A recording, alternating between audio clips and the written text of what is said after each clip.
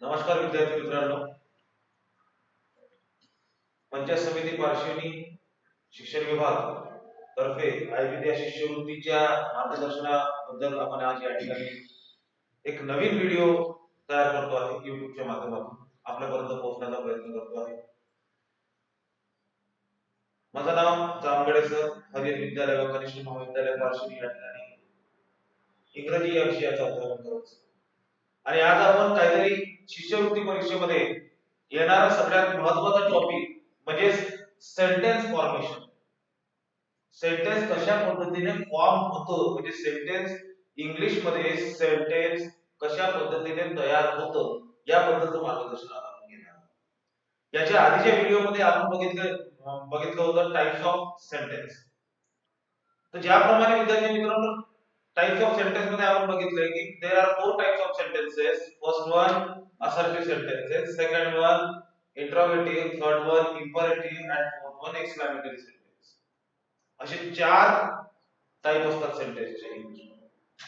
मग ते फॉर्म कसे होतात, त्याचा फॉर्म्युला काय असतो, सगळ्यात आधी त्या वाक्यामध्ये काय असतं, नंतर काय असतं, ह्या सगळ्या गोष्टीचं मार्गदर्शन आज आपण या व्हिडिओमध्ये घेणार आहोत. आणि सोबतच शिष्यवृत्ती परीक्षेमध्ये कशा पद्धतीने प्रश्न विचारले जातात या टॉपिकशी रिलेटेड हे आज आपण बघणार.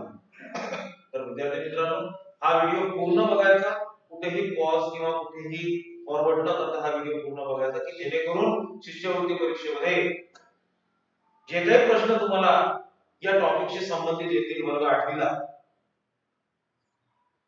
ते प्रश्न आपल्याला सोप्या रीतीने एक शॉर्टकट टेक्निकने कशा पद्धतीने सॉल्व्ह करायचं आहे याचं मार्गदर्शन आज आपण घेणार आहोत.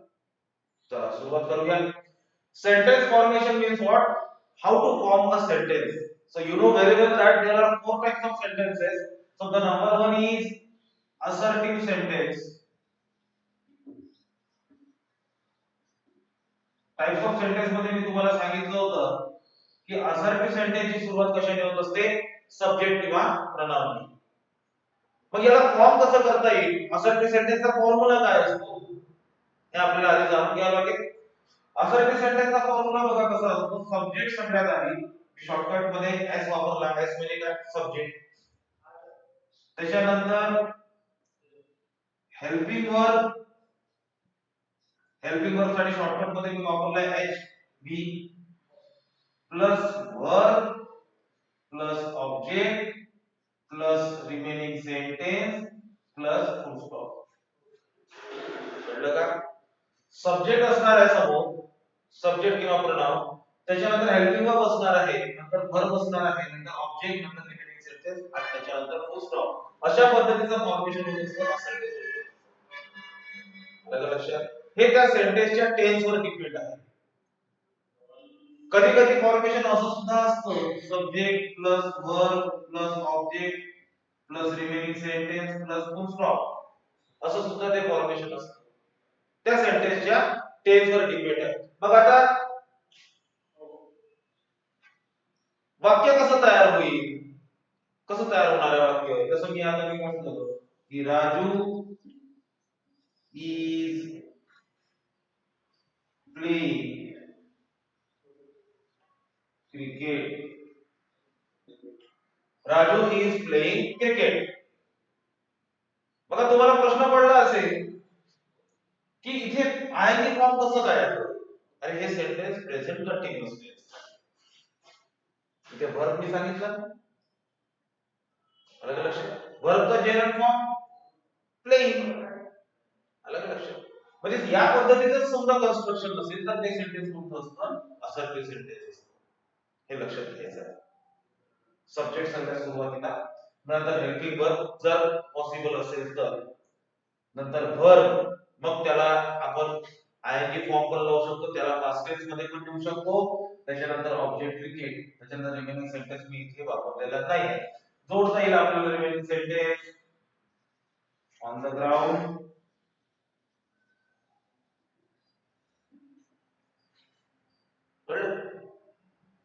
On the ground. परत एक एक्झाम्पल आपल्याला घेता येईल असर्टिव्ह सेंटेन्स मध्ये. he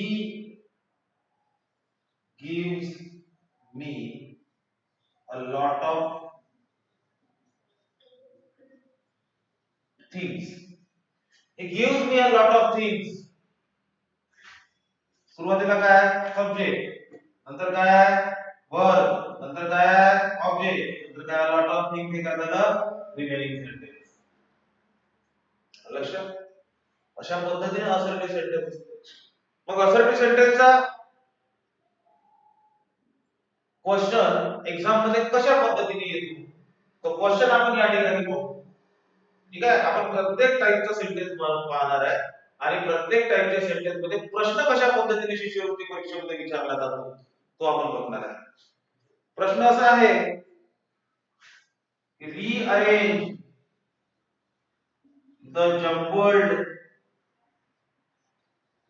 rearrange the jumbled words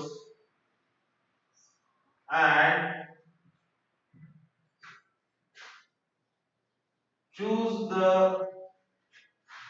correct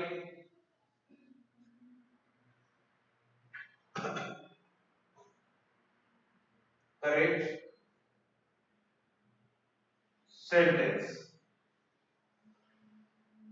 Choose the correct sentence. Okay. प्रश्न पहा कसा आहे.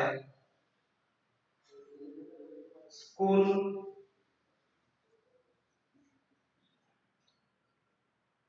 Home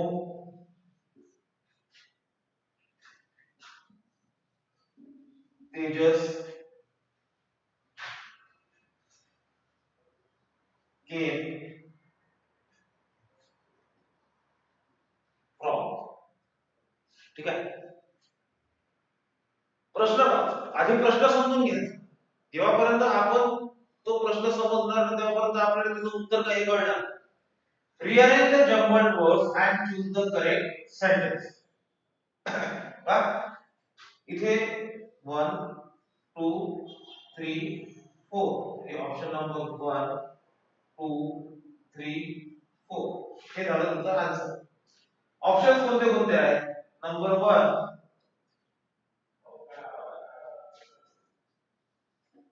Tejas home from came school.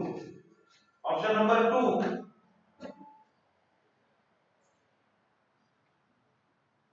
Tejas from school home came. Option number 3 Tejas came from school home. Option number 4 Tejas came home from school. हा जरा complete आपला प्रश्न. ठीक आहे. परत एकदा आपण प्रश्न वाचूया. Rearrange the jumbled words and choose the correct sentence. हे jumbled words आहेत. School, home, Tejas, came from. हे काय jumbled words. याचा योग्य क्रम लावायचा आहे. ठीक आहे. आणि करेक्ट ऑप्शन आपल्याला करेक्ट सेंटेन्स कोणतं राहील. क्रम योग्य केल्यानंतर करेक्ट सेंटेन्स कोणतं राहील हे आपल्याला इथे निवडायचं. समजलं. आता मी सांगतो तुम्हाला हे सेंटेन्स असर्टिव्ह आहे. कशावरून. कारण इथे तेजस हा सब्जेक्ट आलेला आहे. बरोबर. म्हणजे या फॉर्म्युला नुसार आपण जो हा फॉर्म्युला खूप महत्त्वाचा. हा फॉर्म्युला खूप महत्त्वाचा. मी जसं तुम्हाला सांगितलं की हेल्पिंग वर्ब आहे. हेल्पिंग वर्ब नंतर आपण वर्ब वापरू शकतो. त्याचा थर्ड फॉर्म यूज करू शकतो म्हणजे पास्ट पार्टिसिपल यूज करू शकतो किंवा जेरंड फॉर्म यूज करू शकतो म्हणजे कंटिन्यूअस फॉर्म मध्ये जाऊ शकतो. जर सिंपल प्रेझेंट टेन्सचा यूज करायचा असेल किंवा सिंपल पास्ट टेन्स यूज करायचा असेल तर हेल्पिंग वर्ब राहणार नाही. आलं लक्षात. हेल्पिंग वर्ब राहणार नाही. जर प्रेझेंट परफेक्ट किंवा पास्ट परफेक्ट करायचं असेल तर हॅज किंवा हॅव इथे राहील. किंवा हॅड राहील. कळलं? आता या स्ट्रक्चर नुसार आपण हे सेंटेन्स बघू. ठीक आहे, इथे रफ आपण बघू.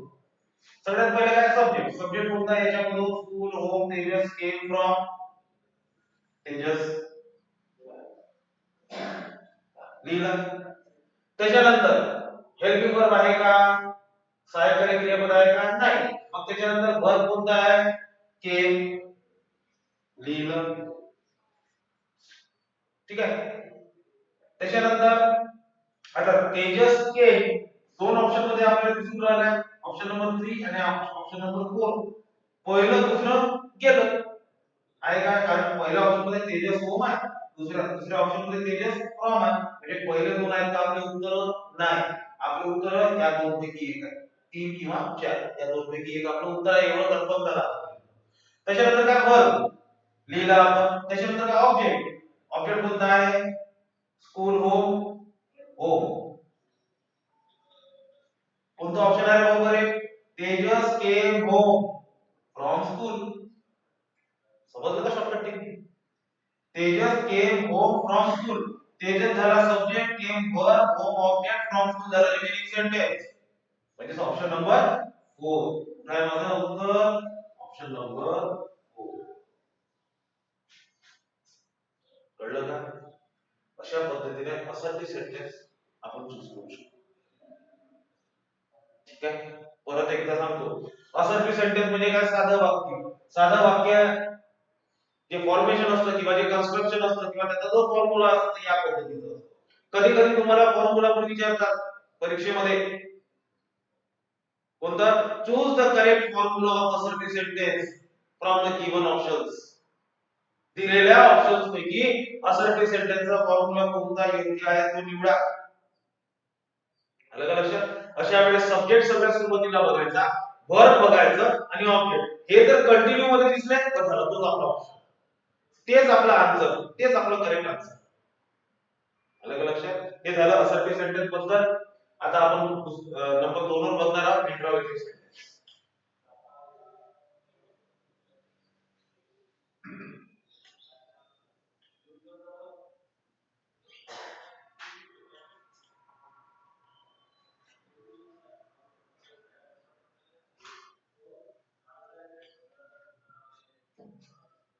Number 2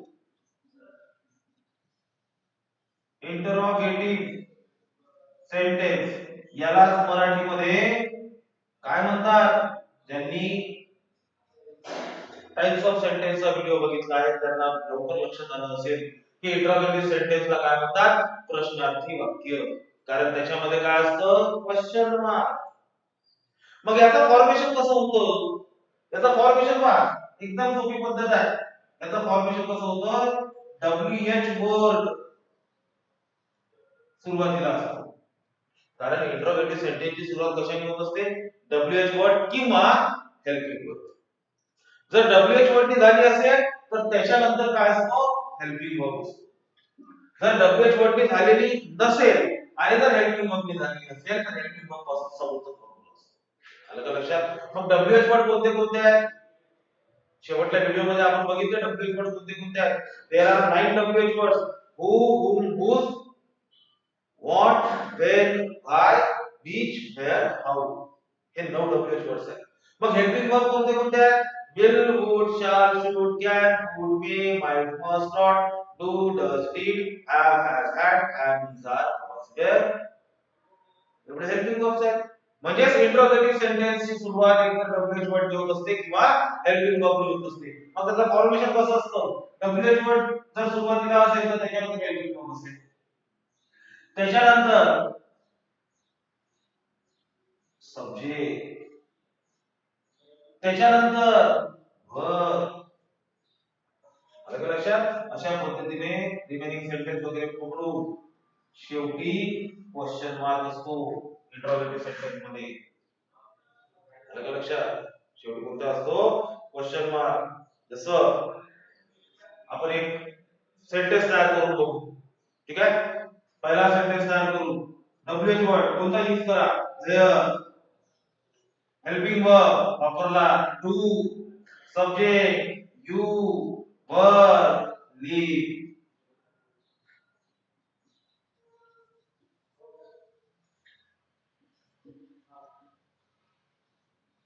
Question.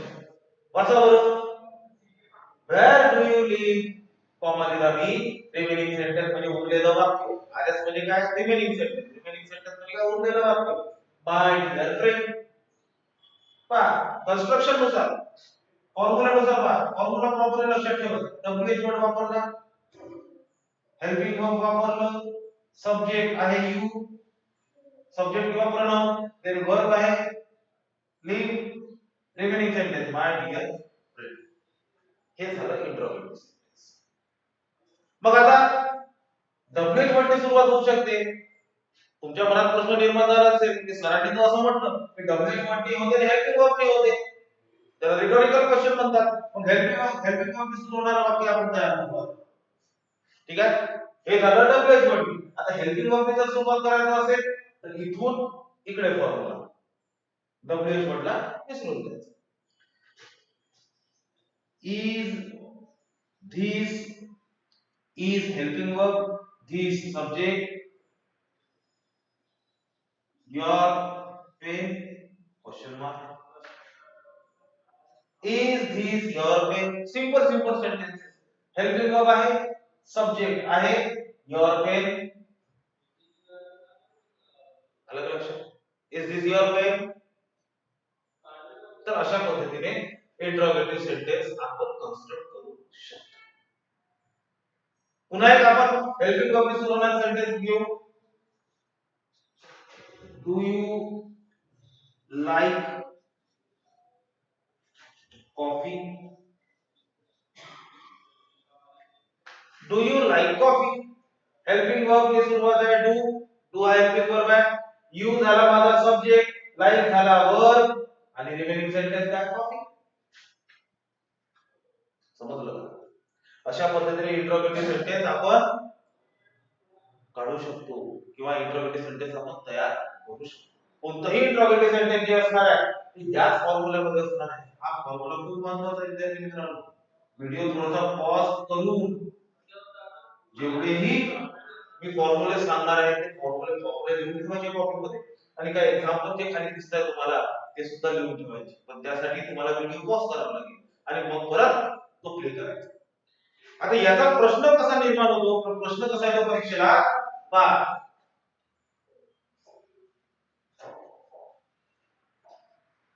choose the correct alternative. Choose the correct alternative to form a WH question. हा प्रश्न तुमच्या शिष्यवृत्ती परीक्षेमध्ये येऊन गेलेला आहे. Choose the correct alternative to form a WH question. ठीक आहे. सेंटेन्स जम्बल्ड आहे. हे कसं हाऊ I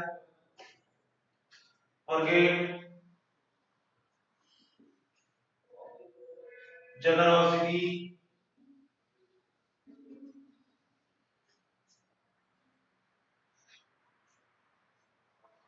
your क्या. ठीक आहे. आणि शेवटी आहे क्वेश्चन. उत्तरासाठी आपण इकडे 1 2 3 4 1 2 3 4. ठीक आहे. मग उत्तर कोणते आहेत पहा. Option number 1 how forget can I your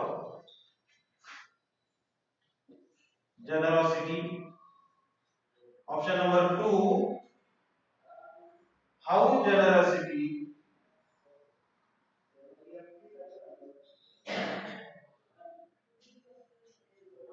I can your forget. Option number 3 how can I forget your generosity. Option number 4. Option number 4. How I can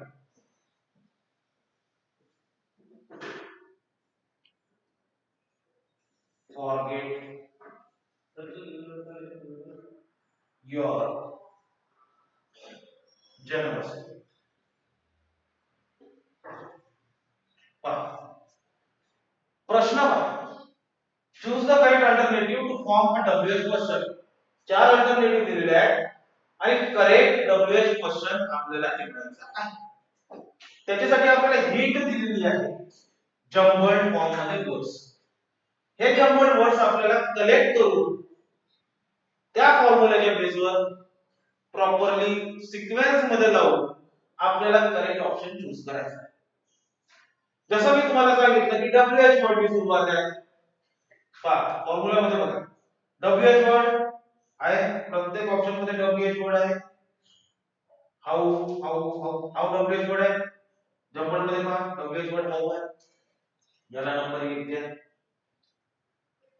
नंतर हेल्पिंग वर्ब कोणता आहे? Helping verb I forget generosity your can helping verb आहे. याला number 2 द्या. आता पहा option लवकर कसं निवडायचं. हाऊ चारही ऑप्शन मध्ये आहे. कॅन बघा कोणत्या ऑप्शन मध्ये आहे. हाऊच्या नंतर इथं फॉरगेट आहे, इथं जनरॉसिटी आहे, इथं कॅन आहे आणि इथं आय आहे. काय समजलं? ऑप्शन लवकर कसा निवडायचा. हाऊ सुरुवातीला आहे आणि WH वर्ड इंट्रोगेटिव्ह सेंटेन्स पाहायचा ना आपल्याला. इंट्रोगेटिव्ह सेंटेन्सची सुरुवात WH वर्ड किंवा हेल्पिंग वर्ब इथे WH वर्ड झालेली असेल म्हणजे हाऊ हा झाला WH वर्ड. त्याच्यानंतर काय फॉर्म्युलेनुसार हेल्पिंग वर्ब. हेल्पिंग वर्ब कोणता आहे? कॅन आहे या ऑप्शन मध्ये. ऑप्शन नंबर 3 मध्ये हाऊ कॅन. त्याच्यानंतर काय सब्जेक्ट. सब्जेक्ट कोणता आहे इथे? आय आला आय. त्याच्यानंतर वर्ब फॉरगेट आहे. त्याच्यानंतर रिमेनिंग सेंटेन्स किंवा ऑब्जेक्ट. आलं का लक्षात? त्या फॉर्म्युला मध्ये आपण थोडासा बदल करू. इथे ऑब्जेक्ट लिहू आणि इथे रिमेनिंग सेंटेन्स पण लिहू. ठीक आहे. ऑब्जेक्ट युअर जनरॉसिटी शेवटी क्वेश्चन मार्क. म्हणजे विद्यार्थी मित्रांनो आपला करेक्ट ऑप्शन कोणता आहे? फॉर्म्युलानुसार option number 3 how can I forget your generosity. परत एकदा चेक करा. फॉर्म्युला पहा कोणता आहे? इंट्रोगेटिव्हचा. कारण आपल्या प्रश्नामध्ये काय विचारण्यात आलेलं आहे? Choose the correct alternative to form a WH question. WH question form करण्यासाठी करेक्ट अल्टरनेटिव्ह करेक्ट अल्टरनेटिव्ह आपल्याला चूज करायचा आहे. WH क्वेश्चन म्हणजे काय? Interrogative sentence. मग इंट्रोगेटिव्ह सेंटेन्सचा फॉर्म्युला काय? WH वर्ड सुरुवातीला आहे. मग हेल्पिंग वर्ब आहे. त्याच्यानंतर सब्जेक्ट आय आहे. त्याच्यानंतर वर्ब फॉरगेट आहे. तर ऑब्जेक्ट युअर जनरॉसिटी आणि शेवटी काय? क्वेश्चन आहे. आपण करेक्ट ऑप्शन कोणता? Option number 3 Canada 3. समजलं का? या पद्धतीने इंट्रोगेटिव्ह सेंटेन्स फॉर्म असते आणि त्याविषयीचे प्रश्न अशा पद्धतीने येत असतात. समजलं का? पहिले आपण टाइप्स ऑफ सेंटेन्स बघून घेऊ आणि नेक्स्ट व्हिडिओ मध्ये याचे काही एक्झाम्पल्स आपण मिक्स्ड एक्झाम्पल्स. आलं का लक्षात? हे लिहून घ्या. व्हिडिओ थोडा पॉज करून हे लिहून घ्या. ठीक आहे. याच्यानंतर आपण बघणार आहे इंपरेटिव्ह सेंटेन्स. विद्यार्थी मित्रांनो इंपरेटिव्ह सेंटेन्स म्हणजे काय? टाइप्स ऑफ सेंटेन्सच्या व्हिडिओ मध्ये तुम्हाला सांगितलं होतं की इंपरेटिव्ह सेंटेन्स ते सेंटेन्स असते ज्या सेंटेन्स मधून आपल्याला आज्ञा मिळत असते. त्यालाच मराठीमध्ये काय म्हणतात? आज्ञार्थी वाक्य. आणि अशा आज्ञार्थी वाक्याची जी सुरुवात असते ती कशाने होत असते? टाइप्स ऑफ सेंटेन्स मध्ये मी शिकवलंय तुम्हाला की एकतर वर्बच्या फर्स्ट फॉर्मनी म्हणजे वर्बनी किंवा डोंटनी किंवा लेटनी. Number 3 imperative sentence. आता imperative सेंटेन्स बघा. मी तुम्हाला काय सांगितलं? 3 प्रकारे imperative सेंटेन्स होत असते. एक वर्बच्या फर्स्ट फॉर्म. ठीक आहे. दुसरं डोंट आणि तिसरं लेट्स. LET apostrophe S. मग याचा फॉर्म्युला कसा तयार होतो, कसं कन्स्ट्रक्शन असते, कसं फॉर्मेशन असते, एकदम सोपी आहे. Verb V1 plus object plus remaining sentence plus full stop. वर्बच्या फर्स्ट फॉर्म ने सुरू होणारा sentence, object plus remaining sentence plus full stop. Don't ने जर ते सेंटेन्स सुरू होत असेल, don't plus V1 plus object plus remaining sentence plus full stop. आणि जर लेट्स नी सुरू होणारा सेंटेन्स असेल, let's plus V1 plus object plus remaining sentence plus full stop. लक्षात. आता येथे आपण एकेकाचे एक्झाम्पल. सगळ्यात पहिले आपण बघणार आहे वर्बच्या फर्स्ट फॉर्म ने सुरू होणारे सेंटेन्स. ठीक आहे, जसं मी पहिलं वाक्य लिहितो, V1 ने सुरू होणारा sentence. Example number 1, go and sit there. Go and sit there. Go verb आहे, sit verb आहे आणि हा काय ऑब्जेक्ट. सुरुवात कशाने झाली, गो ने झाली. दुसरे आपण सेंटेन्स घेऊ,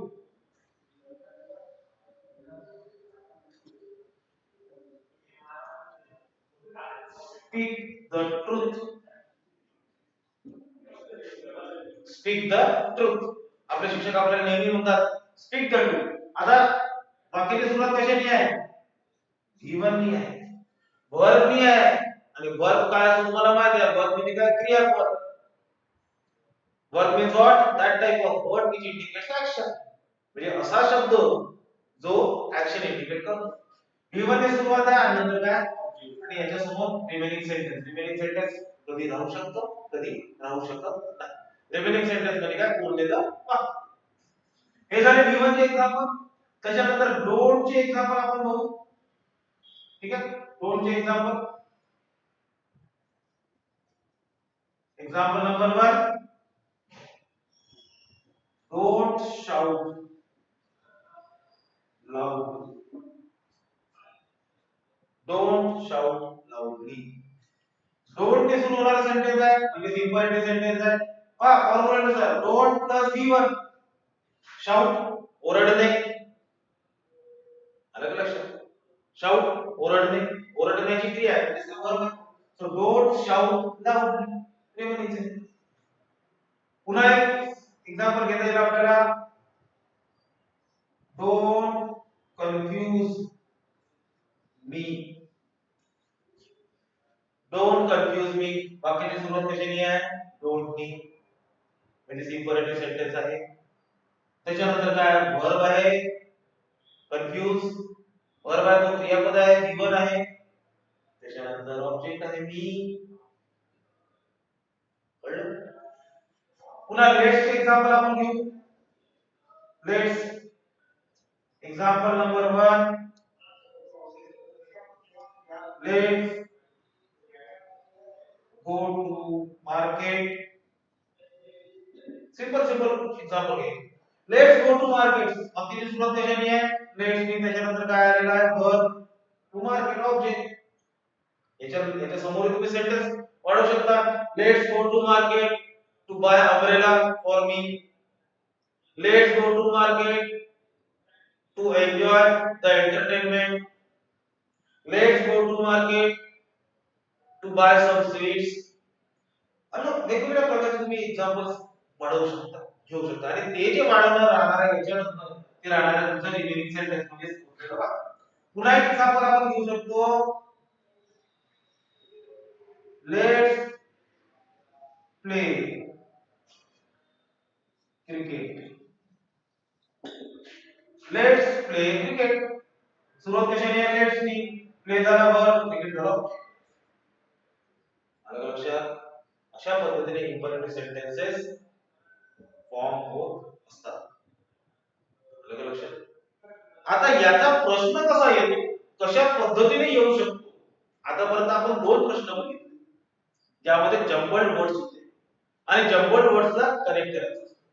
कधी कधी प्रश्न हा वेगळ्या पद्धतीचा सुद्धा येतो. तो कसा येतो जसं मी तुम्हाला मगाशी सांगितलं की कधी कधी प्रश्न हा फॉर्म्युलाचा सुद्धा येऊ शकतो. कळलं का? कधी कधी प्रश्न तुम्हाला फॉर्म्युलाचा सुद्धा येऊ शकतो.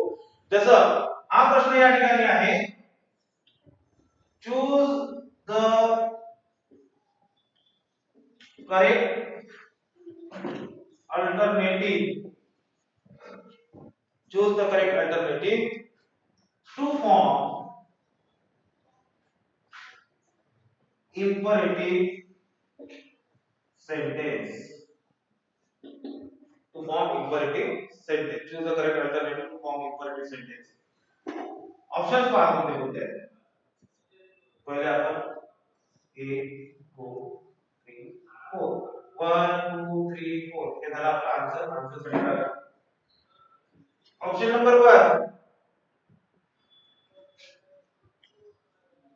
Object plus verb. Option number 2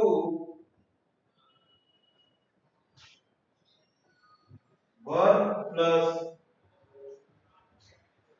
object plus subject. Option number 3 subject plus verb plus object. Option number 4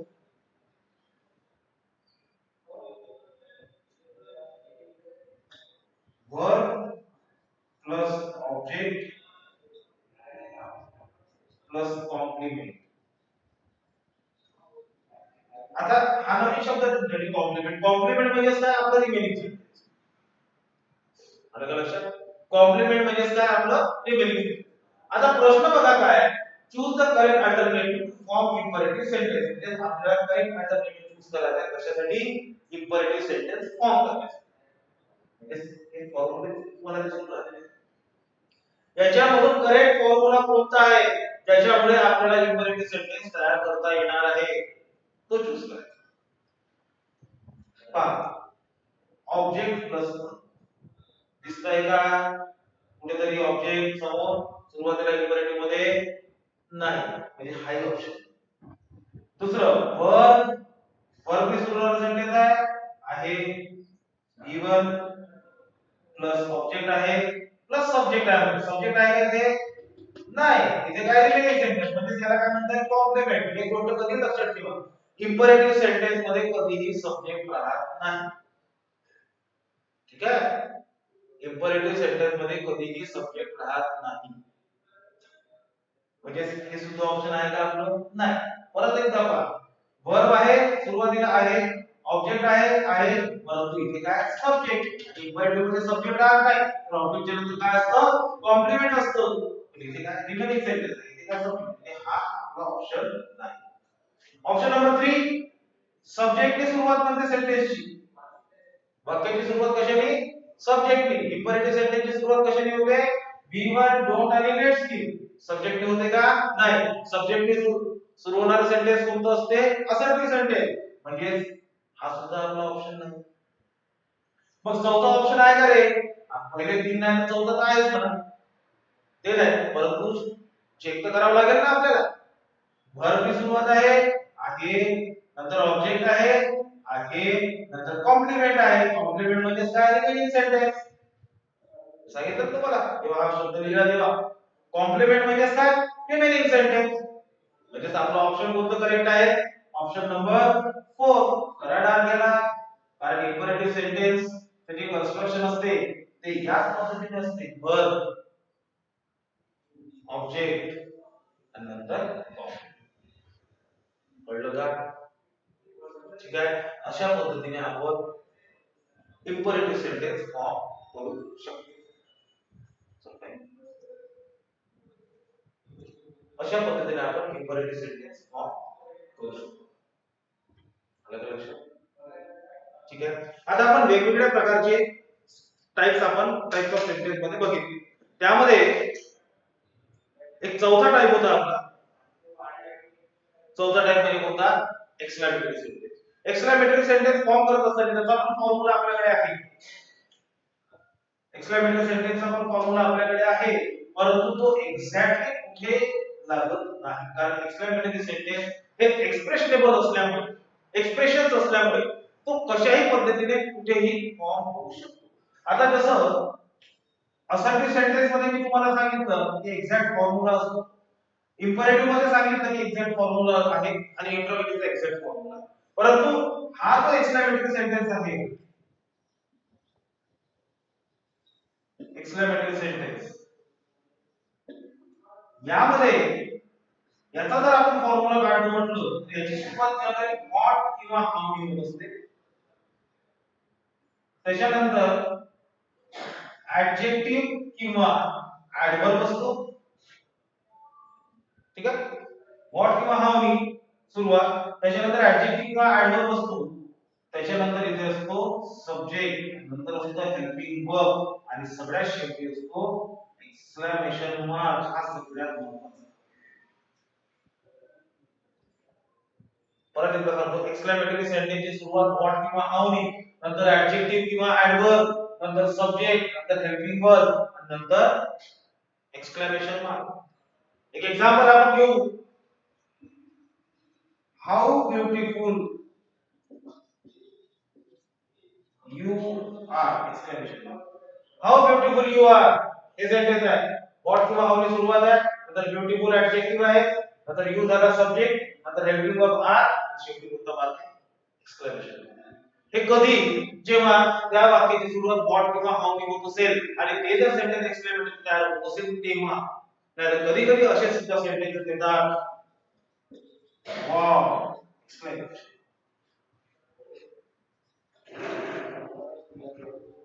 hurray exclamation, हे वेगळे. आणि हे सेंटेन्स वेगळं, जशी व्हॉट ची सुरुवात करायचं असेल, what a marvellous treat, what a marvellous treat this is, exclamation mark. What a marvelous treat this is. What किंवा हाऊ नी सुरुवात झालेली आहे, का फॉर्म्युलाकडे पहा, बॉक्स करून ठेवतो. What a marvelous treat this is. What किंवा हाऊ पैकी what आहे, ऍडजेक्टिव्ह किंवा ऍडव्हर्ब किंवा मार्वलस ट्रीट, सब्जेक्ट आहे this, हेल्पिंग वर्ब आहे is आणि शेवटी काय आहे, एक्सक्लेमेशन. म्हणजे ते सेंटेन्स कोणता आहे, एक्सक्लेमेटरी. जसं आपण असर्टिव्ह बघितला, इंटरोगेटिव्ह बघितला, इम्परेटिव्ह बघितला, त्याच्यामध्ये एक्झॅक्ट फॉर्म्युला आपण बघितला, पण एक्सक्लेमेटरी सेंटेन्समध्ये एक्झॅक्ट फॉर्म्युला यासाठी नाही आहे, कारण हे एक्सप्रेशनेबल रूट्स असतात या सेंटेन्सेस. जर त्या वाक्याची सुरुवात व्हॉट किंवा हाऊ नी झाली असेल तर अशा पद्धतीच्या कन्स्ट्रक्शन मध्ये ते सेंटेन्स बसू शकतो, ठीक आहे. याचा सुद्धा क्वेश्चन परीक्षेला त्याच पद्धतीने येतो ज्या पद्धतीने आपण आतापर्यंत क्वेश्चन बघितला. कसं, choose the correct exclamatory sentence from the given options, असं असं तो सेंटेन्स येत असतो किंवा असा तो क्वेश्चन येत असतो, किंवा write the correct option of the given from the given examples of explanatory sentence. अशा पद्धतीने तुम्हाला प्रश्न विचारण्यात येत असतो.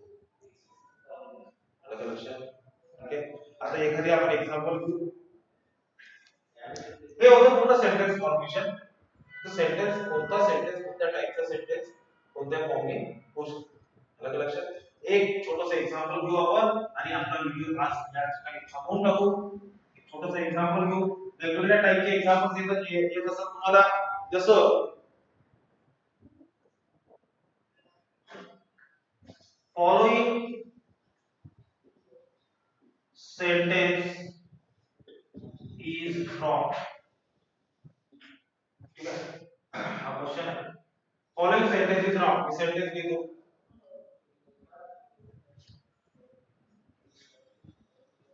Correct it from the given alternative, ठीक आहे. सेंटेन्स दिलेला आहे, wrong sentence, I yesterday see a movie, हे रॉंग सेंटेन्स आहे. या रॉंग सेंटेन्सला करेक्ट करायचं आहे ऑप्शन्स पैकी. इथे चार ऑप्शन 1 2 3 4 1 2 3 4. ओके, ऑप्शन सांगतो.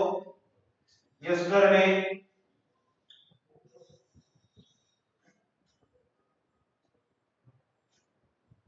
I a movie. C. Number 2, I saw yesterday a movie. Option number 3, I saw a movie yesterday. Option number 4,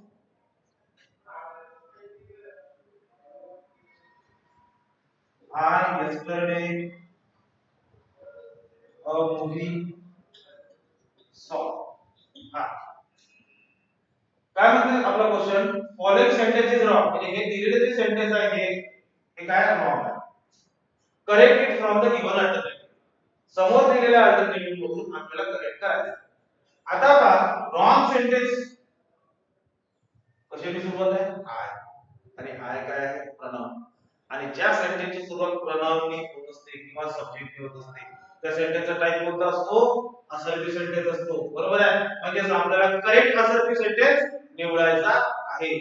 बरोबर आहे. जसं आपल्या डोक्यात आला की करेक्ट असर्टिव्ह सेंटेन्स आपल्याला निवडायचा आहे, म्हणजे आपल्या डोक्यात आला पाहिजे फॉर्म्युला, असर्टिव्ह सेंटेन्सचा formula subject plus verb plus object, किंवा subject plus helping verb plus verb plus object plus remaining sentence plus full stop S plus V plus O. असं कुठं दिसतंय मला, yesterday सब्जेक्ट आहे का, असू शकतो. आय, yesterday नंतर आय यूज केलेला आहे नाही, ऑप्शन बरोबर नाही. I saw yesterday a movie. I saw yesterday a movie. I नी सुरुवात आहे, सब्जेक्ट आहे, बरोबर आहे, वर्ब आहे. yesterday ऑब्जेक्ट नाही आहे ना, कंस्ट्रक्शन प्रॉपर्ली होते का, नाही. म्हणजे ऑप्शन नंबर 2 पण नाही आहे आपला. आय, ऑप्शन नंबर 3 बघू आपण. I saw a movie yesterday. Subject या फॉर्म्युलानुसार आहे का, सब्जेक्ट आहे आय, वर्ब आहे का, सॉ वर्ब आहे, अ मूवी ऑब्जेक्ट आहे, आणि शेवटी काय yesterday, म्हणजे हे झालं कॉम्प्लिमेंट. म्हणजे आपला ऑप्शन नंबर 3 करेक्ट आहे. आय सब्जेक्ट वर्ब सॉ ऑब्जेक्ट अ मूवी. समजलं का, म्हणजे आपला करेक्ट ऑप्शन कोणता, ऑप्शन नंबर 3. चला करणार बरोबर 30 सेकंदामध्ये आपल्याला प्रश्न सॉल्व्ह करायचा असतो. कळलं का. तर विद्यार्थी मित्रांनो, आज आपण सेंटेन्स फॉर्म कसे होतात आणि त्या टॉपिकचे क्वेश्चन्स कसे येतात एक्झाम मध्ये हे आपण बघितलं.